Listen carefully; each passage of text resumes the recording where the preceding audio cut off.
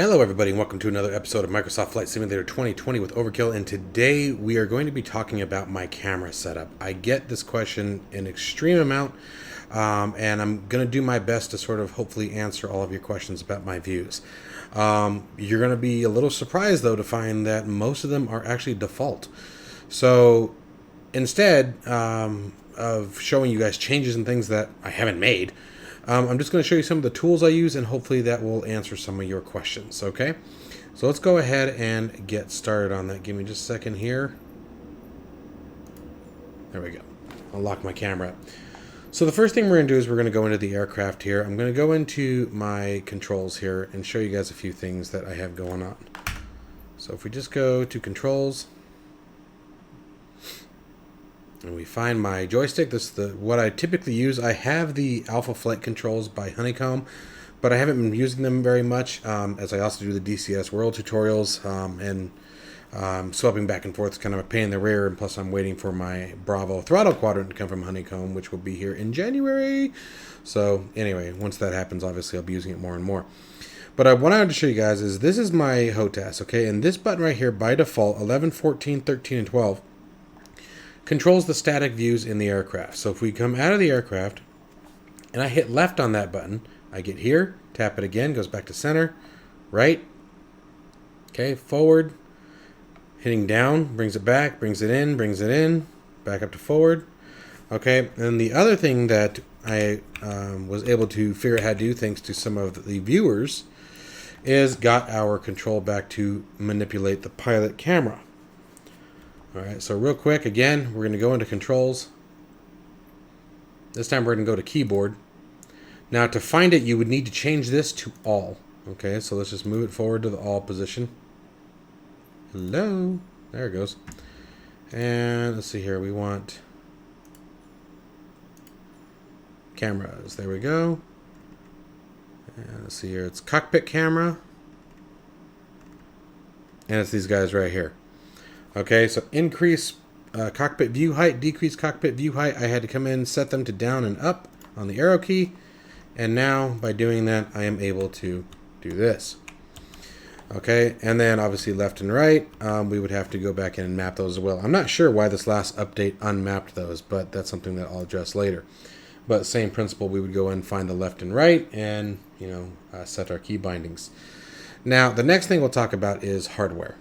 Alright, so as far as hardware goes, this is the camera that I'm using, okay? It's just a standard Sony PlayStation PS3 i camera. And what you need to do is take like the film from an old VHS tape or an old floppy disk, and you cover the lens.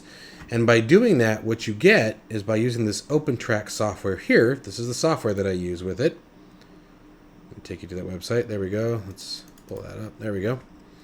Okay, so I have the OpenTrack software, which is this guy. If you can see here, these three dots represent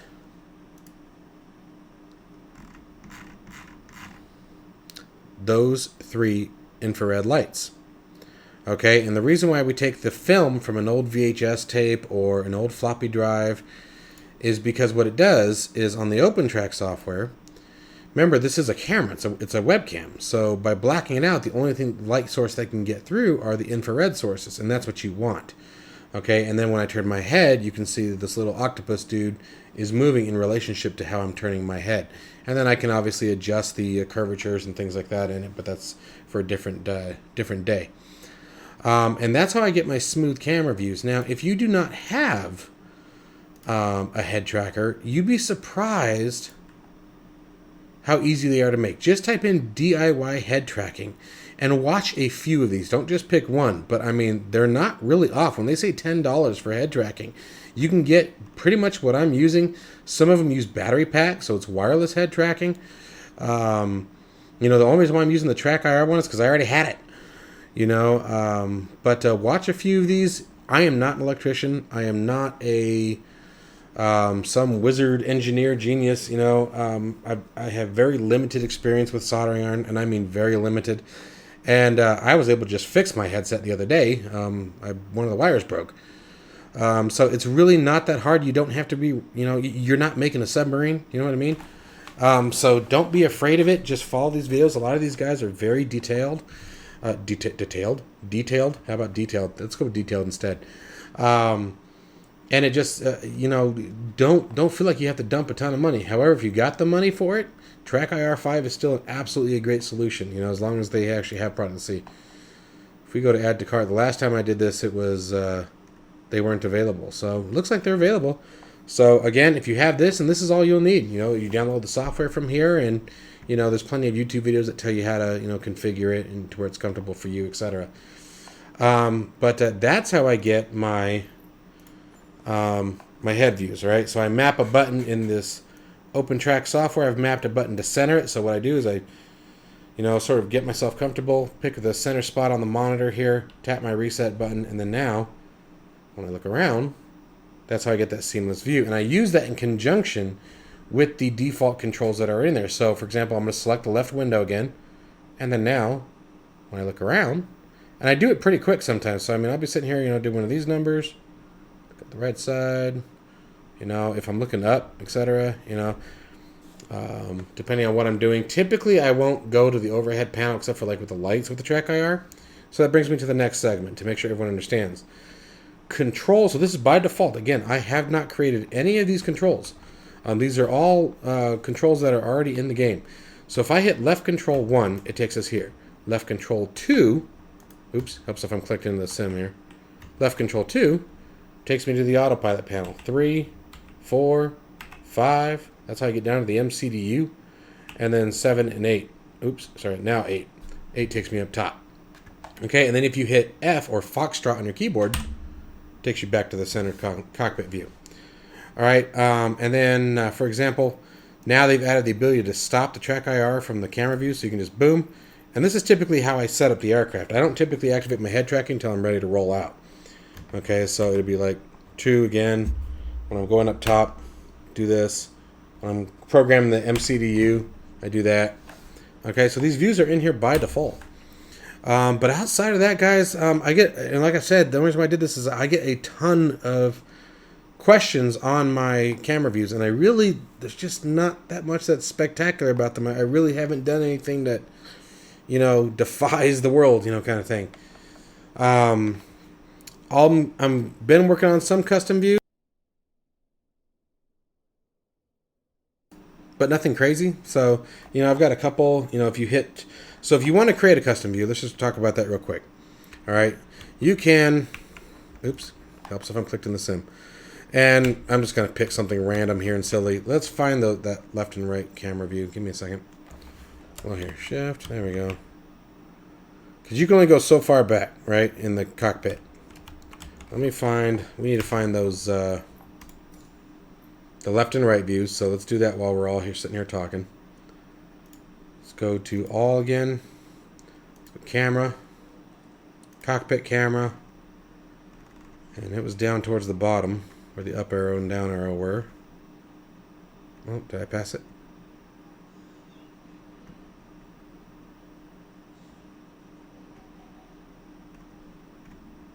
Okay, so there's down, there's up.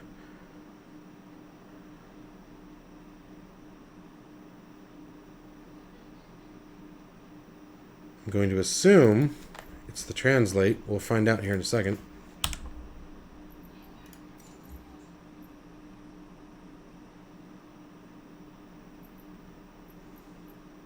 What happened there?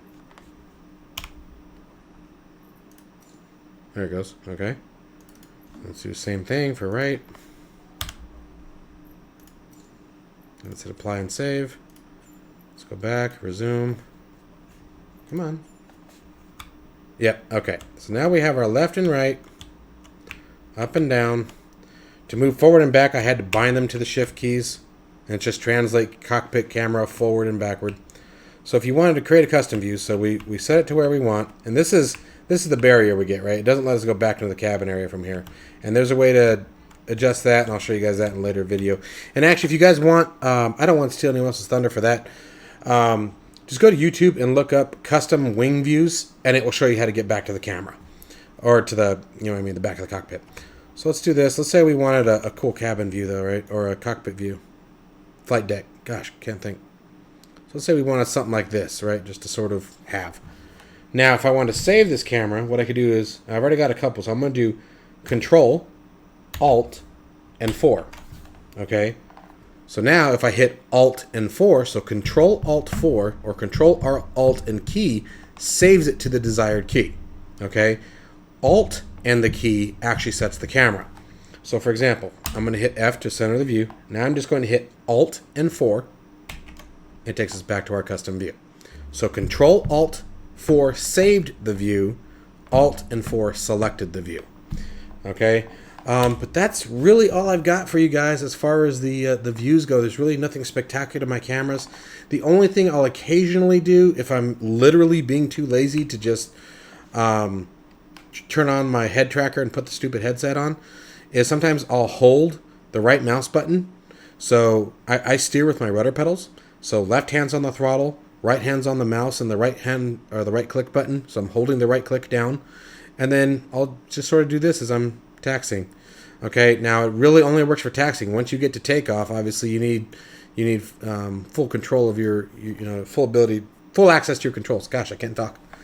But yeah, anyway, guys, I hope that solves some of your questions as far as my camera views. Like I said, there's really nothing spectacular about it. Maybe it's just a matter of hopefully clearing up some confusion on how the controls work. Let me know if I can clear anything else up, guys. I'm happy to help. I am going to be showing a couple of mods here in just a minute. This video will be out probably either tonight or tomorrow, being Friday or Saturday. Where in the next mods video, in mods and add-ons, there is going to be a camera add-on, all right? And it requires some editing of files, or I should say replacement of files, but I'm going to show you guys how to do that. And maybe that'll make things a little bit easier for you guys. So stay tuned for that if you guys are still unsure about cameras or just want to get some better views without digging in too deep. All right? So anyway, as always, guys, make sure you hit that like and subscribe button, and I will see you in the next one. Take care, guys.